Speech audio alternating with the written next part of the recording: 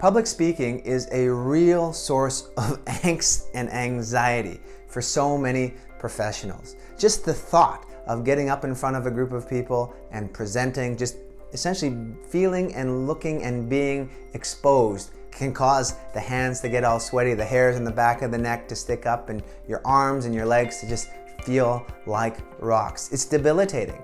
And when these situations come up, there's nothing that you want to do but escape, cancel the presentation, or have someone else do it. I know, that's how I was 15 years ago when I first realized that I was a bad communicator. I needed to develop my public speaking and my communication skills. Back then, and even now a little bit, I still struggle with the mental nervousness of being judged by others. The biggest challenge for me was not so much communicating and talking to people that I knew, but rather it was for strangers.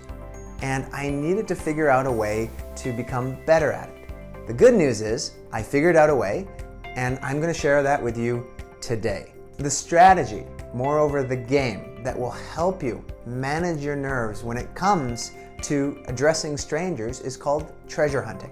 And what this game, this strategy does is that it uses your networking events, whether it's in person or online, as a tool to develop your confidence so that when you present or you communicate in public where you have to address a group of strangers, you're less fearful and apprehensive about that. Your nerves are a little bit more calm. Now, the idea behind it is this. Oftentimes, if you have a lot of anxiety and nervousness when it comes to presenting and communicating in front of people that you've never met, chances are going up and talking to strangers can be a challenge as well, because it's the same thing. It's essentially a fear of judgment. But what networking events do is it provides you with a great place to train yourself to be courageous in the face of that nervousness, of that fear of being judged by other people, by challenging you to go and just talk to different people, start up initial conversations.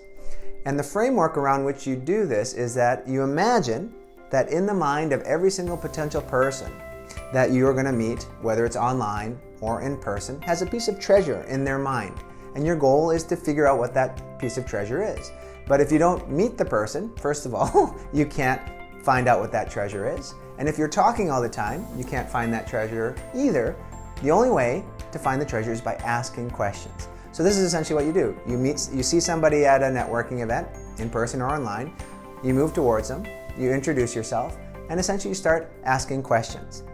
But the power in this occurs in the initial phase where you're going to push yourself to make that initial introduction.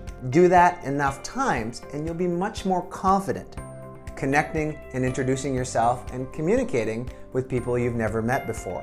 And that will transfer into when you give presentations and you speak in front of audiences that you don't know. So this is my challenge to you. Sign up to one networking event, whether it's in person or online, every week. That's what I did. And then challenge yourself to initiate conversations as many times as you possibly can throughout the course of that networking event.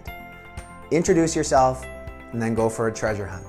Because what this does, and you'll always keep this in the back of your mind, is that it will develop your ability to approach people or communicate with people that you've never met. And that will powerfully transfer into when you give presentations or you speak in front of audiences you never met before.